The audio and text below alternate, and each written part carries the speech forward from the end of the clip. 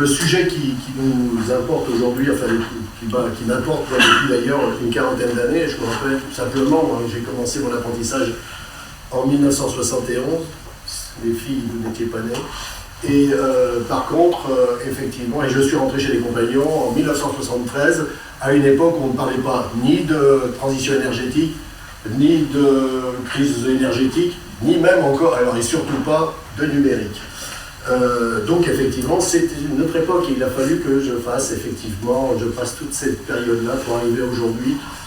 Entre mon CAP et aujourd'hui, j'ai essayé d'apprendre des choses et aujourd'hui c'est un petit peu une sorte de conclusion sur effectivement une quarantaine d'années d'expérience et puis un an, comme on vous l'a dit, un an de formation et puis derrière tout ça, donc une dizaine de mois à essayer de concentrer à peu près tout ce que vous m'avez la plupart du temps rapporté. Et donc le thème de cette soutenance, c'est la transition énergétique et numérique, la nécessaire mutation des compétences des artisans et des ouvriers du bâtiment. En fait, le sujet, c'est bien de déclarer ou de décréter des règles, des normes et des objectifs, mais il faut avoir les gens pour le faire. Et ça, on ne l'a pas toujours pris en compte, et c'est ce que nous allons essayer de voir.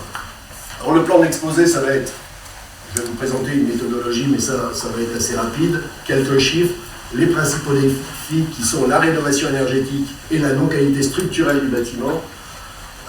Une perspective, c'est le numérique et le BIM, la maquette numérique, et puis ensuite, je me suis permis de faire quelques préconisations. On va avoir justement à en discuter.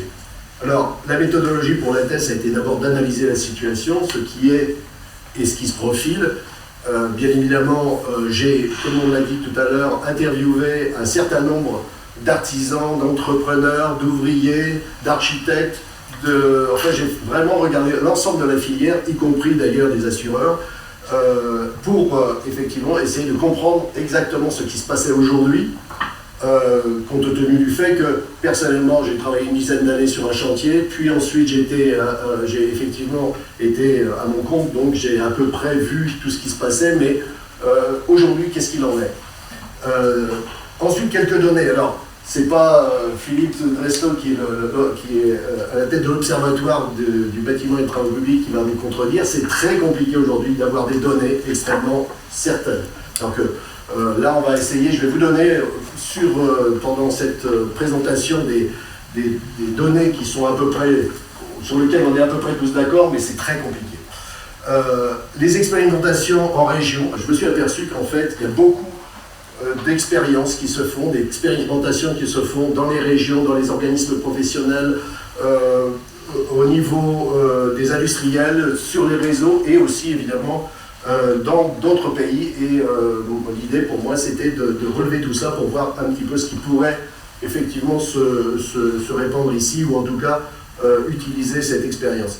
La mutation numérique, on est obligé d'en parler, mais pas simplement, il y a aussi les nanomatériaux, on va parler de toutes ces choses-là. Et puis, mes préconisations, et je me suis permis de faire 5 fiches projets pour rentrer tout de suite dans le concret et proposer effectivement à la sagacité des pouvoirs publics peut-être des choses à faire assez rapidement parce que il va falloir quand même du temps pour faire les choses. Alors, la première des choses, le premier défi, c'est savoir exactement ce qu'il en est sur le stock ou le flux. Grosso modo, sur le neuf, alors le stock c'est plutôt c'est l'ancien et le flux c'est le neuf. Et là, je vais faire, ça va être vraiment altruisme, c'est-à-dire quelque chose sur lequel on est tous à peu près d'accord, mais on va rappeler simplement les chiffres. 3 milliards de mètres carrés de logements construits, 3 milliards de mètres carrés de logements construits, 1 milliard de tertiaires, ce qui fait qu'on a 4 milliards de mètres carrés de bâtiments construits aujourd'hui. Et on réalise chaque année 33 millions de mètres carrés en logement et 22 millions de mètres carrés en tertiaire. Grosso modo, en logement à peu près 1,1%, le double en tertiaire, ce qui fait que nous sommes aujourd'hui face à 4 milliards de mètres carrés de construits et 55 millions de mètres carrés que nous sommes capables de construire chaque année. Donc, effectivement, le bâtiment, enfin le neuf, le travail, la construction neuve ne représente que 1% de notre sujet, en définitive, de la transition énergétique du bâtiment. 33 millions de logements, à peu près, 16 millions et demi construits avant 75 et 15 millions après 75. Mais bon, si on veut se résumer, avant 2000, c'est 28 millions 28 millions de logements. Et donc, pour être très clair, on en rénove chaque année 400 000. On construit à peu près 400 000 constructions neuves, on fait à peu près 400 000 constructions neuves et 400 000 logements rénovés. Vous faites votre petit calcul, 28 millions divisé par 400 000 et vous voyez combien de temps il faut, 70 ans. Et en 70 ans, comme on le rénove plus qu'une fois, une fois et demie, il faut 110 ans. Et puis comme de toute façon, il faudra encore aller plus loin, il faudra du temps. Donc grosso modo, aujourd'hui, il faut considérer que l'heure est grave. Et on n'a pas fini de rapporter des chiffres pour vous le prouver. Le chiffre d'affaires, alors, chiffre d'affaires du bâtiment, 123 milliards. J'ai vu un FFB qui disait 128, 126, d'autres 105, allez, on va dire 120 milliards d'euros par an. 1 462 000 salariés, alors on va dire 1,5 million, donc comme ça on sera à peu près tous d'accord. Donc 482 000 artisans. 490 000 artisans, ça c'est un chiffre du ministère de l'Artisanat. 120 000 travailleurs déplacés, vous savez qu'aujourd'hui on a ce souci des travailleurs déplacés qui arrivent de l'Europe de l'Est, et c'est 120 000 travailleurs déplacés sur 300 000 travailleurs à peu près qui arrivent en France, donc 120 000 dans le bâtiment. 109 000 intérimaires, c'est pas une masse à faire, 109 000 intérimaires, et quand vous savez l'intérim commence à repartir, c'est toujours bon signe. Je regarde Albert qui me disait ça l'autre jour, Albert Reis. Et 200 000 travailleurs immigrés, c'est-à-dire 2 tiers des travailleurs immigrés qui arrivent, qui habitent en France, travaillent dans le bâtiment. C'est-à-dire que, grosso modo, 500 000 artisans d'un côté, 500 000 travailleurs déplacés de l'autre côté, avec une problématique de formation. C'est-à-dire que les 500 000 travailleurs déplacés auront toujours un problème de formation que nous aurons toujours du mal à résoudre pour l'instant. Et puis, sur ces 123 milliards, pour bien comprendre la situation, sur les 123 milliards réalisés dans le bâtiment chaque année, 80 milliards sont réalisés par des entreprises de moins de 20 salariés. Je ne sais pas si chacun a pris conscience de ça, c'est-à-dire qu'on a toujours l'impression que c'est plutôt les très grandes entreprises qui font le bâtiment, donc ce sont les artisans et les PME, moins de 20 salariés. Mais pour aller encore plus loin, 50% du chiffre d'affaires est réalisé par des entreprises de moins de 10, pas 50% de 40, de 80 je veux dire, c'est 50% de 123. C'est-à-dire que 60 milliards d'euros sont réalisés par des entreprises de moins de 10 salariés. Et la problématique des entreprises de moins de 10 salariés, c'est que quand le patron commence à faire des papiers, va voir un client, va remplir des documents administratifs, il ne fait plus sa paye. Et donc, comme il se fait plus sa paye, c'est problématique, il y a un problème de productivité, il va falloir le résoudre aussi. Et simplement 11% des salariés évoluent dans des entreprises de plus de 200.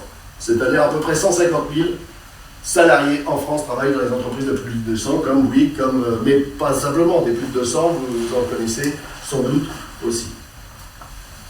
Alors, mais on a un petit souci, c'est que on a eu comme objectif, vous allez entendre parler de ça avec le COP21, vous en avez entendu parler, mais vous allez encore entendre parler de ça, c'est le facteur 4. L'objectif des États, c'est atteindre le facteur 4 en 2050. C'est quoi le facteur 4? C'est diviser par 4 les gaz à effet de serre. Et on sait que le bâtiment représente plus de 40% des gaz à effet de serre, c'est grosso modo. Nous avons en charge, nous les gens du bâtiment, à faire en sorte que tous nos bâtiments soient propres et réussissent à participer à ce combat. Et quand on sait que la consommation moyenne des bâtiments anciens, alors grosso modo des 28 millions de bâtiments, de logements, la consommation moyenne est de 240 kW par an et par mètre carré, alors que vous avez l'objectif, c'est 50 avec les RT 2012, mais à partir de 2020, ce sera zéro, ce sera normalement des bâtiments positifs. Donc, ce qui veut dire par là, c'est que nous avons vraiment du travail à faire, et si nous regardons effectivement, alors le challenge est là, si nous regardons le fait que 4 milliards de mètres carrés Alors, on vient de voir tout à l'heure, ça fait 4 milliards de mètres carrés à traiter en 35 ans. On fait un chiffre un peu plus facile à calculer. Si on rénove une fois et demie en 40 ans, cela revient à traiter entre 4 à 6 milliards de mètres carrés en 40 ans. Ce qui veut dire que c'est 100 à 150 millions de mètres carrés par an. Et aujourd'hui, on n'en sort que 55 millions. Il nous faudrait donc entre 2 fois plus de main-d'œuvre. Pourquoi pas 3 fois? Parce qu'on va considérer qu'on va réussir à trouver des matériaux, réussir à trouver des techniques, réussir à faire en sorte que, effectivement, le troisième tiers, on va trouver la solution. Mais il nous faudra quand même 2 fois plus. Donc les problématiques de travailleurs immigrés, de travailleurs déplacés, d'intérim, ça reste entier. En plus du fait qu'il nous faudra aussi, évidemment, des ouvriers du bâtiment compétents. Vous avez remarqué, j'ai fait quelques petites... Alors, la non-qualité structurelle du bâtiment. Alors c'est là où, effectivement, j'en m'en étais aperçu depuis fort longtemps. Aujourd'hui, chez Maître d'ouvrage, je sais à peu près ce dont on parle. Malgré tout, j'ai la chance de réserver, de faire en sorte d'accueillir pour les travaux que je réalise des entreprises compétentes, mais c'est pas monnaie courante. Et les interviews, les entretiens que j'ai eus avec les entreprises, avec les artisans, plusieurs sont là et pourront s'exprimer tout à l'heure, ça montre quoi? Qu'il y a un gros souci d'organisation, de préparation. Les architectes qui modifient en permanence leurs projets au milieu du truc. Il faut recalculer ça avec les bureaux d'études. Ça fait perdre du temps, mais quand même, à la fin, il faudra quand même être à l'heure. Il y a des gros soucis, et ça, on pourra effectivement l'évoquer. Des problèmes d'anticipation, des problèmes de savoir-faire et de compétences qui vont vraiment en s'amenuisant. Évidemment, des règles et des normes qui arrivent et qui perturbent à chaque fois les choses, même si c'est nécessaire. Je reste persuadé que ce n'est pas le souci c'est de les traduire. Et puis, des problèmes de compréhension de consignes. Les 500 000 personnes dont la langue maternelle n'est pas le français, ça pose un problème fondamental. Mais non seulement ça, les langues maternelles, même si vous avez le français, 10% des salariés français ne possèdent pas véritablement bien la lecture ni l'écriture. Et malgré tout, il faut quand même trouver des solutions pour faire en sorte qu'ils travaillent dans des bonnes conditions et dans les meilleures solutions.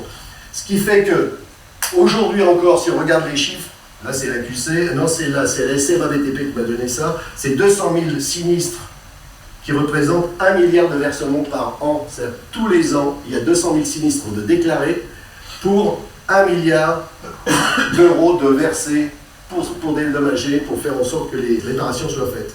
Mais ça, c'est rien. Vous savez, vous connaissez le bâtiment, voilà, la plupart d'entre vous, c'est que les assurances prennent à partir du moment où le bâtiment a été réceptionné.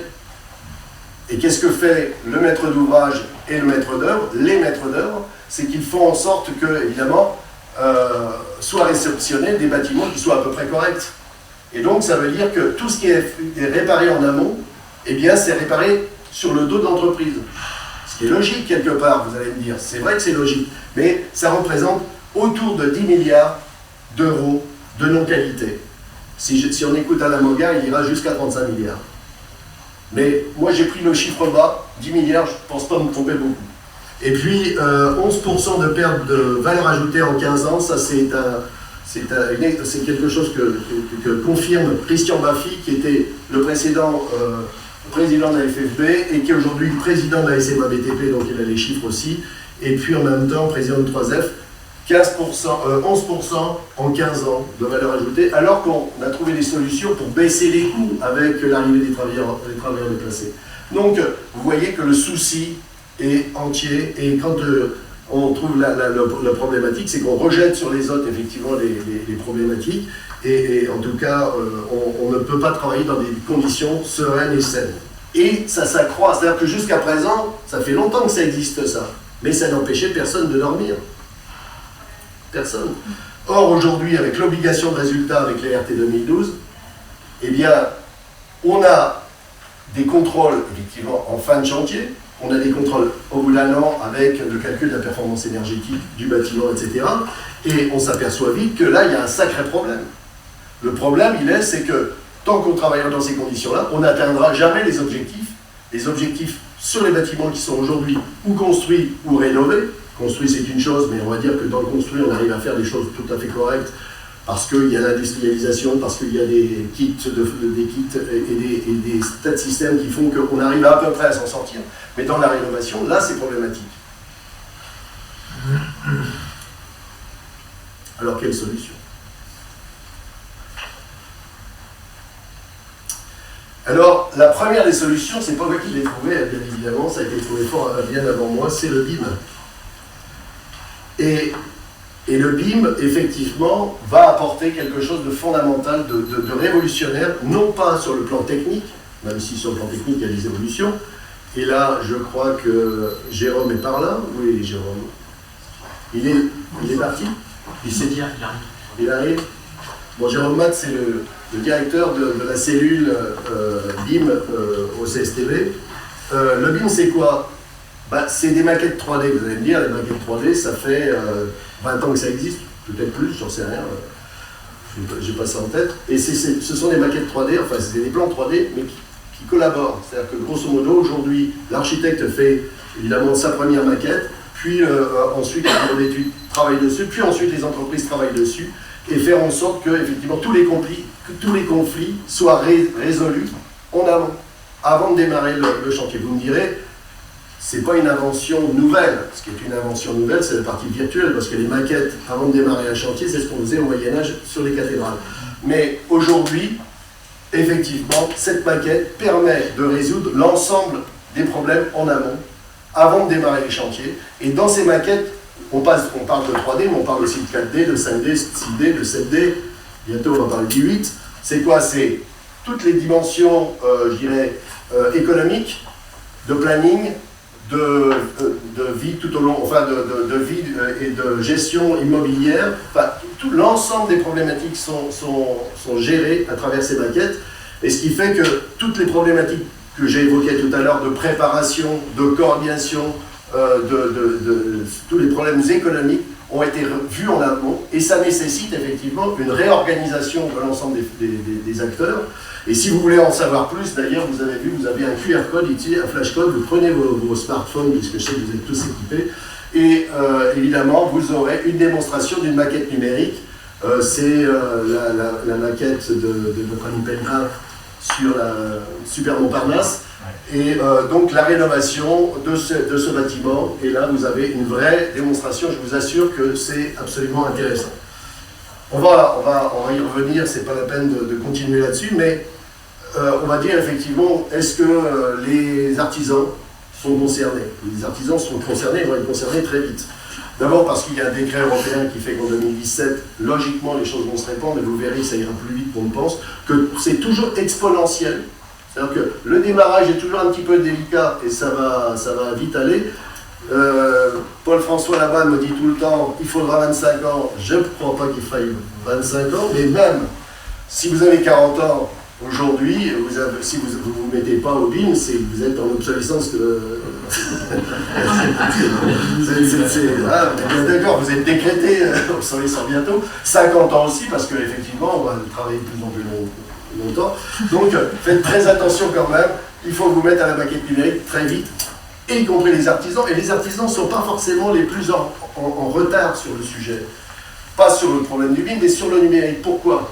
Parce que, en fait, vous vous apercevez que tous, quand vous êtes dans des grandes entreprises, quand vous êtes dans des ministères, quand vous êtes dans des lycées professionnels ou dans des IUT, par exemple, vous avez votre vie personnelle qui est extrêmement impactée par le numérique, mais quand vous arrivez dans l'entreprise, vous n'êtes pas tellement impacté. D'ailleurs, il y a beaucoup de résistance. Mais quand vous êtes artisan, vous mélangez très facilement les deux genres. Donc, effectivement, on voit qu'aujourd'hui, 81% des artisans utilisent Internet quotidiennement. Ça, c'est une enquête de Bâti Actu pour la CAPEB. 62% effectuent des achats en ligne. 62%, c'est important. 66% possèdent un mobile avec un accès à Internet. Et 74% utilisent Facebook pour leur activité. Donc, le col bleu est déjà rentré dans l'ère du numérique. Malgré tout ce qu'on peut penser, mais il faut évidemment aller plus loin. Et nous allons là continuer à voir d'autres propositions que je vais pas vous faire. Alors, le 4.0. Alors, c'est quoi le 4.0? Vous savez, vous avez le 1.0, le 2.0, le 3.0, le 4.0. Le 1.0, c'est Internet, tout ça, c'est Internet. Le 2.0, ce sont les réseaux. Vous êtes tous 2.0. 3.0, ça arrive, c'est les objets connectés. Alors, au CSTV, on travaille sur tous ces sujets-là, mais chez Dalkia, enfin tout ça, on travaille sur les objets connectés. Et le 4.0, c'est l'intelligence artificielle.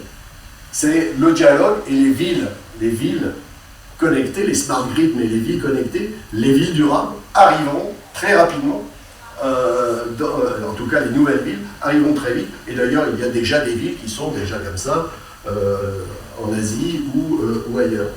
Et pourquoi je parle de ce 4.0, c'est parce qu'en 2013, donc 2 ans, à la foire de Hanovre, les industriels allemands se sont réunis et ont décrété un grand plan d'action pour former les travailleurs qu'ils ont appelés des travailleurs cognitifs, capables de répondre à la complexité, à la fois dans les usines, mais aussi dans le bâtiment.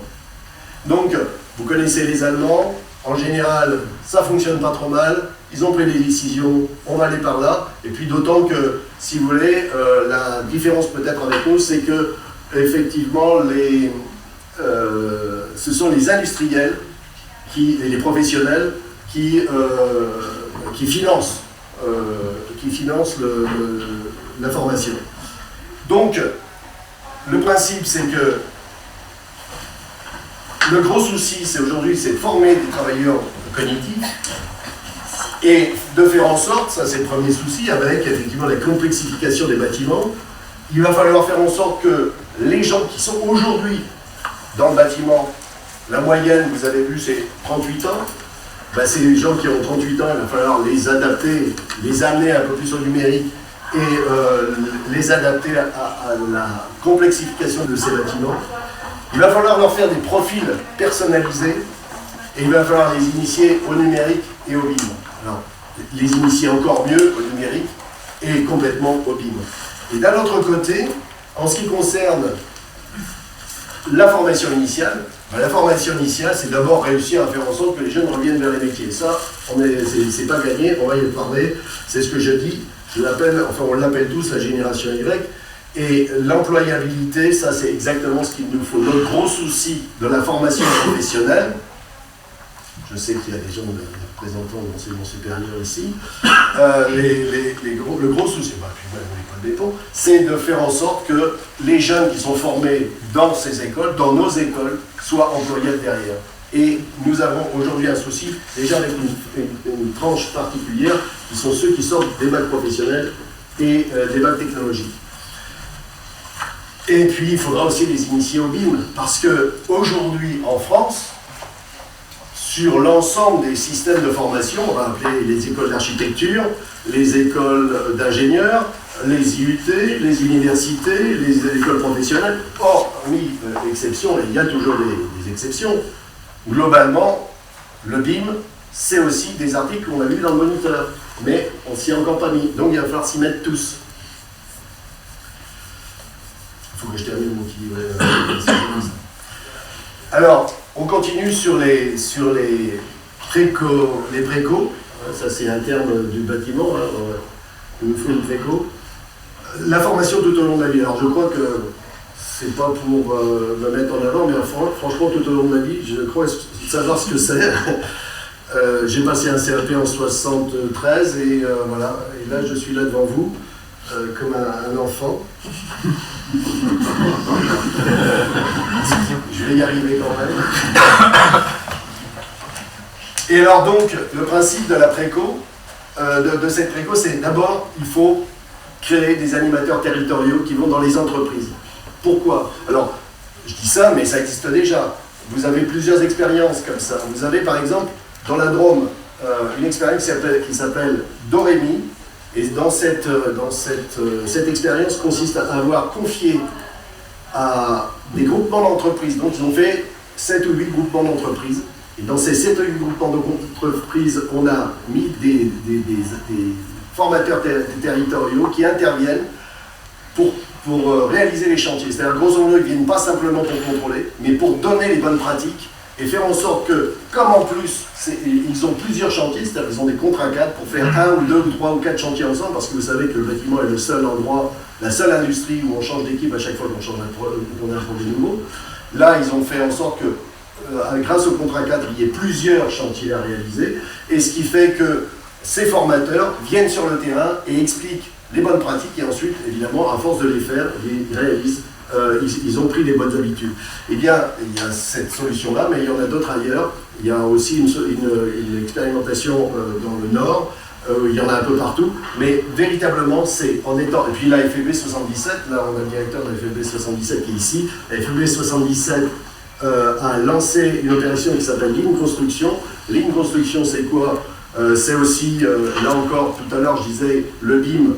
Rien de nouveau parce qu'effectivement c'est un transfert de technologie entre l'aéronautique, l'automobile, etc. et le bâtiment. Là aussi c'est l'automobile qui nous a amené à travailler sur le ligne construction. En particulier vous avez Toyota qui a créé ce système-là qui consiste à arrêter tout ce qui est gaspillage, enfin grosso modo gaspillage de temps, d'argent, de moyens, de matériaux, etc. Et donc, là aussi, vous avez des intervenants territoriaux qui vont dans les entreprises. Je crois véritablement qu'en entreprise, face aux artisans, il faut des gens, il faut que ce soit concret. On ne peut pas travailler simplement que dans des salles de cours. Un conservatoire des métiers, une formation conservatoire des métiers, tout simplement parce que, vous savez, il y a encore... Au début de mon apprentissage, les peintres apprenaient encore à broyer la couleur. Aujourd'hui, la peinture a tellement évolué. Les tailleurs de pierre taillaient encore la pierre. Maintenant, vous avez des machines 3D, etc. On aura de moins en moins de tailleurs de pierre, etc., etc. Et il faudra quand même conserver ces technologies-là. Pourquoi? Parce qu'on a un patrimoine extraordinaire et qui fait que nous sommes la première industrie française, c'est quand même le tourisme. Donc, on vient ici, c'est pour le patrimoine. Donc il faudrait un conservateur des métiers, ça c'est quelque chose de, pour moi, fondamental, mais non seulement. Formation BIM pour les artisans, les PME par des formations actions sur les chantiers réels. Alors là aussi, bonjour Maurice, là aussi c'est très important. Pourquoi? Parce que là aussi, comment se former au BIM quand on est artisan avec 2 personnes, 3 personnes, entreprise avec 20 personnes, 30 personnes ou 50 personnes, c'est très compliqué. Alors là, l'idée, en fait, il y en a qui l'ont pensé, nous on l'a fait, ça c'est pas moi qui l'ai inventé, c'est Coluche. C'est à Champs-sur-Marne, on vient de démarrer un chantier où justement, qui va être un peu une sorte d'expérimentation et qui sera ensuite reconduite, on l'espère.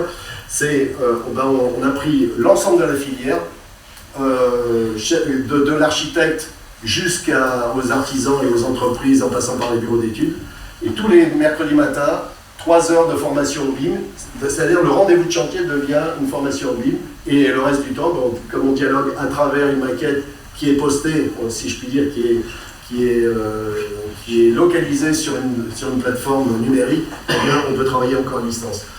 Le portail numérique de la formation à distance, ça faudra y arriver, parce que de toute façon, on arrivera vers la formation numérique. Alors, j'ai employé des termes un peu spéciaux, le blended, le MOOC, les MOOCs, ou encore la visio. Le MOOC, c'est pas comme les visio, c'est quand on fait une formation à distance à travers un système internet. Le MOOC, c'est quand vous avez des formations aussi, des cours, mais là généralisés. Et le blended, c'est, vous savez, le mélange entre du présentiel, c'est-à-dire 2 jours en formation en salle, et puis 3 jours où on peut travailler à distance, où on peut avoir des cours à distance. Et les cours, en plus, ils sont pas forcément pendant les heures de travail. Vous savez, il faut absolument faire en sorte que les artisans continuent de travailler sur leur chantier. Des labels de formation, c'est fondamental d'avoir des labels de formation, parce que tous ces systèmes de formation sur plateforme, ça va se répandre, et on aura des problèmes, effectivement, de certification, en tout cas de qualité de formation. Il faudra des labels. Puis un logiciel personnalisé, vous savez, je disais tout à l'heure que l'ensemble de ces gens qui seront informés, il faudra personnaliser leur formation pour une formation tout au long de la vie. Tout au long de la vie, ça fait longtemps qu'on entend ce terme-là, mais dans la réalité, tout au long de la vie, maintenant il va falloir s'y mettre parce que l'évolution va être, comme je vous l'ai dit tout à l'heure, exponentielle. Et je vous donne simplement un exemple de matrice. Regardez, vous avez le maçon en haut, Les emplois, chef d'équipe, chef de chantier, chargé d'affaires, maîtreur, agent, enfin bon, ça c'est un exemple. Le niveau pour lequel on voudrait arriver. Ensuite, on veut travailler dans la construction neuve, dans la réhabilitation, dans le monument historique, en bureau d'études, etc. Ce sont des métiers complètement différents. Le maçon qui fait du monument historique, c'est pas celui qui fait du neuf, celui qui fait du neuf, c'est pas celui qui fait de la réhabilitation, etc.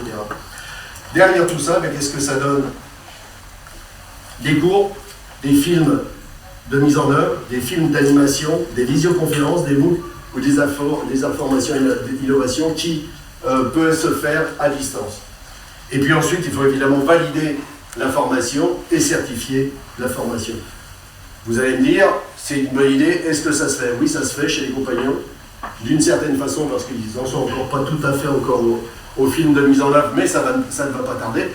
On peut considérer que la formation chez les compagnons n'est pas trop mauvaise. Ils ont des jeunes à travers le monde, ils en ont en Australie, ils en ont au Japon, ils en ont aux États-Unis, ils en ont en Angleterre ou à travers l'Europe. Et ils arrivent à faire une formation cohérente pour l'ensemble avec des profils personnalisés. C'est des choses qu'il faut faire. Alors vous avez vu que la plupart du temps, quand je vous donne une bonne idée, c'est que ce n'est pas la mienne, je la reprends. Et puis, on va parler de formation initiale. Alors, je dis, l'urgence du réveil, 63 000 apprentis, une perte de 25% des effectifs depuis 2008, 25% en 7 ans, c'est énorme. Un tiers des actifs présents en contrepartie, qui étaient encore dans le bâtiment en 2010, seront en retraite en 2020. Un tiers, c'est pas une masse à faire. 426 000 départs en retraite d'ici 2022. Ça, c'est des chiffres de la DAR. On dit DAR ou DARES? DARES. Voilà, merci. De toute façon, on se posait la question. Merci. Je savais bien que c'était à toi que je posais la question. Et 128 000 recrutements par an nécessaires pour réussir à être dans cet effectif constant. Mais si, évidemment, on veut répondre au facteur 4, évidemment, là, on est loin du plein pour saucer, il faut doubler tous les chiffres. Et puis, 554 000 postes à créer à l'horizon 2022, 60 000 postes à pourvoir aujourd'hui. On est dans une période compliquée, et bien malgré tout, on cherche 60 000 ouvriers qualifiés dans le bâtiment, qu'on ne trouve pas. On trouve des ouvriers, mais pas qualifiés. Donc, le problème est une moyenne d'âge de 38 ans, 7. Et à niveau de formation, vous voyez le niveau de formation, 47% dans CAP, et puis après, c'est 13% pour les BTS, BP, BAC, généraux, diplômes d'enseignement supérieur, et 14% qui sont sans diplôme. Et avec ça, comment faire venir la génération Y vers les métiers du bâtiment? C'est quand même un sacré problème. En fait, la révolution, c'est une révolution culturelle qu'il faut réussir à faire. Et je propose, évidemment, tout à l'heure on en a parlé, puisqu'on a parlé des Allemands, là je vais vous parler des Suisses, parce qu'on dit qu'il y en a marre, il n'y a pas que les Allemands en Europe, même dans le monde. Alors je vais vous dire, s'inspirer du modèle d'apprentissage suisse ou allemand. Comme ça. 66, alors pourquoi? Parce que globalement, je vous donne 4 chiffres, mais on pourra y revenir après. 66% des jeunes entrent en apprentissage. Un apprentissage à partir de 15 ans. 66% dans ces pays-là. À tel point qu'en Suisse, les résidents étrangers qui habitent en Suisse, eux vont vers les formations générales, d'accord? Alors que les Suisses, eux, non, ils privilégient les formations techniques. La moitié des ministres suisses ont fait un apprentissage de métier. Vous me direz peut-être que ceci explique cela, mais nous n'allons pas rentrer dans ce genre de débat. Et ils ont aussi des universités de métiers qu'ils appellent des hautes écoles spécialisées, qui sont à l'équivalent des autres types de formations supérieures, et avec aussi des possibilités de passerelle. Et c'est pour ça que je vous propose différentes choses. D'abord, des innovations pédagogiques. Alors, on reviendra là-dessus, parce qu'il faut que je rentre dans mon temps et vous ayez des questions à poser. Pédagogie inversée, interopérabilité, formation au BIM systématique, et puis créer un réseau d'instituts universitaires des métiers du bâtiment durable pour ressembler effectivement à ça, pour dire ça. Alors ça a deux choses, c'est d'abord vous montez le niveau des jeunes, puis deuxièmement, vous remontez aussi l'image des métiers. Et ça, c'est très important et c'est très facile, vous vous mettez en parallèle du réseau des IUT. C'est pas compliqué à faire. Vous mettez en parallèle, c'est pas compliqué, on saura le faire. Et il y a sans doute des choses à faire très rapidement là-dessus. Développer un diplôme universitaire compagnon du développement durable. Alors ça, on l'a fait. Ça fait la 3e session que nous allons ouvrir. Tout à l'heure, on pourra avoir des témoignages sur ce diplôme que nous avons créé il y a 3 ans. Et créer un concours national inter-école. Alors ça, c'est une idée que j'ai eue de mon côté, mais je crois que Jérôme Matt, donc le directeur de la cellule transition numérique, a aussi cette idée. Grosso modo, c'est la même idée que nous avions eue, qui a été développée avec le Solar Décathlon, sauf que là, vous faites des maquettes numériques. Pourquoi? Parce qu'il faut faire en sorte que les jeunes s'habituent à travailler ensemble entre une école d'architecture, une école d'ingénieur et une école du bâtiment, quelle qu'elle soit. Donc, décréter un plan Marshall de la formation initiale, ça me paraît fondamental. Favoriser la simplification, le gain de temps et les productivités. Il faut qu'on crée un logiciel de gestion intégré pour faciliter la rédaction des formulaires administratifs numériques du devis au document. C'est le DIUO, pour ceux qui ne savent pas, c'est un document d'intervention ultérieure de l'ouvrage. Grosso modo, aujourd'hui, quand vous commencez à avoir un client et que vous faites un chantier, vous saisissez 7 fois les mêmes données, 7 fois les mêmes données. Et il va falloir un jour qu'on comprenne que quand il saisit ça, l'artisan ou l'entrepreneur n'est plus efficace, n'encadre plus son chantier, et le chantier ne se fait pas tout à fait comme on souhaiterait, selon les règles du bâtiment. Donc ça, c'est quelque chose qu'il faudra faire très vite. Alors ça se fera soit parce que nous allons nous y mettre nous, ou de toute façon, il y aura bien quelqu'un qui s'y mettra, parce que l'intérêt aujourd'hui, c'est qu'il y ait une vraie friche et que tout le monde s'y mette. Dématérialisation des actes écrits, évidemment, 0 papier, on y arrivera. Les fiches numériques d'autocontrôle, ça c'est embarqué, ça arrivera bien aussi. Établir un plan de déploiement opérationnel du BIM pour les artisans et les PME.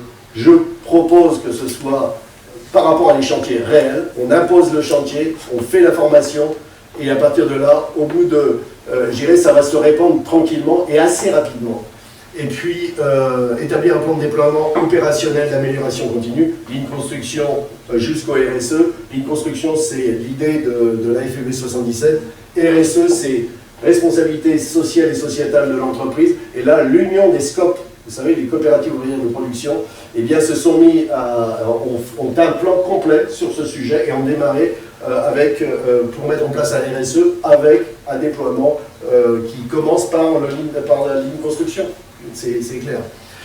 Et puis développer des utilitaires 3D et des outils de calcul simples pour couvrir les cas courants. Alors je dis simplement, évidemment là on fait de la concurrence au BET, mais enfin il ne faudra pas qu'ils s'imaginent que ça va continuer comme ça. Quand un artisan dans le fin fond de la Champagne réussit à avoir un chantier et qu'il réalise ce chantier, qu'il va présenter effectivement sa maquette 3D, eh bien, il faudra des utilitaires pour faire au minimum les minimums de calcul de structure, de calcul de simulation thermodynamique, etc. etc.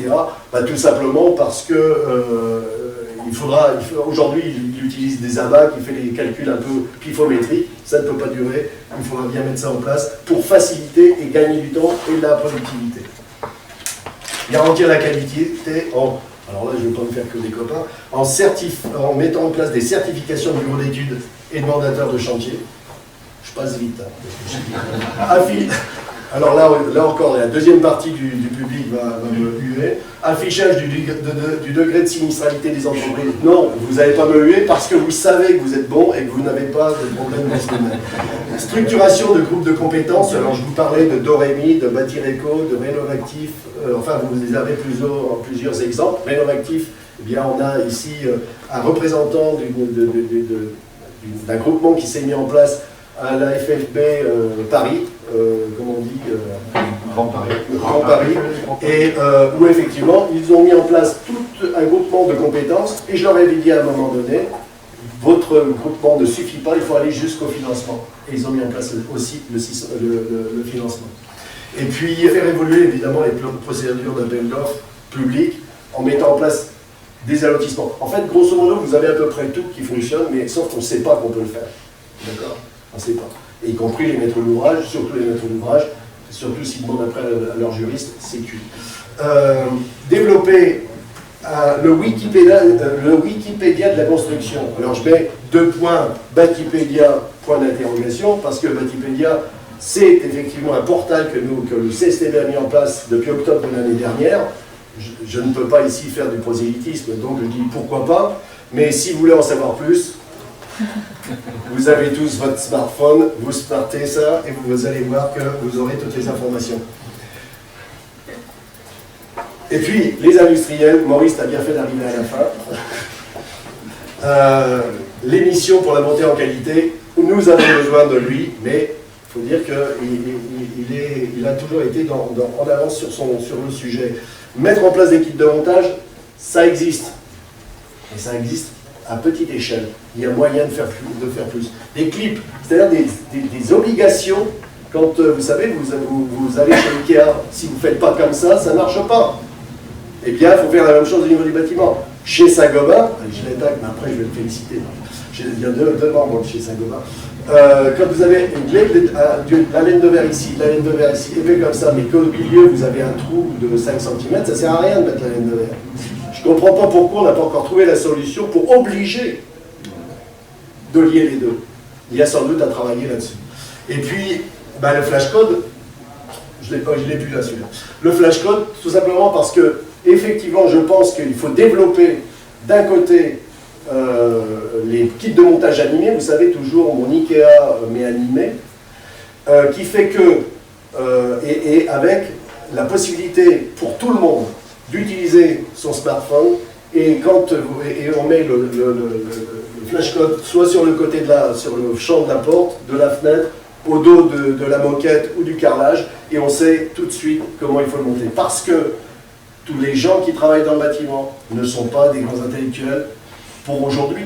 Ça sera autrement l'année prochaine avec les travailleurs cognitifs.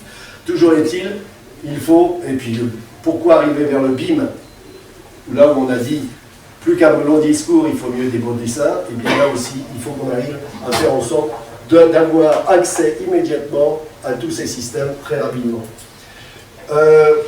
Formation des autoconstructeurs, je rappelle simplement que le marché du bricolage, c'est 24 milliards d'euros par an. 24 milliards d'euros par an.